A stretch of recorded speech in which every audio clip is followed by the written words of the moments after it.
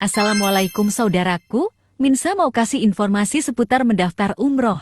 Pertama, pilih biro perjalanan. Saudaraku Tour Travel sudah lebih dari 20 tahun terpercaya dan memiliki izin resmi untuk mengurus umroh dan haji. Kedua, persiapkan dokumen paspor yang masih berlaku.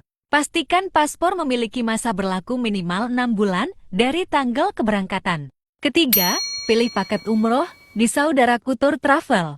Menawarkan berbagai paket umroh dengan harga dan fasilitas yang berbeda. Keempat, lakukan pembayaran setelah memilih paket. Saudaraku perlu membayar biaya umroh sesuai dengan ketentuan agen perjalanan. Kelima, saudaraku telah memenuhi persyaratan kesehatan dan vaksinasi yang ditetapkan oleh pemerintah Saudi Arabia. Ini termasuk vaksin meningitis. Keenam, persiapkan perjalanan. Biro Travel memberikan informasi tentang jadwal, persiapan perjalanan, dan tips selama di Tanah Suci.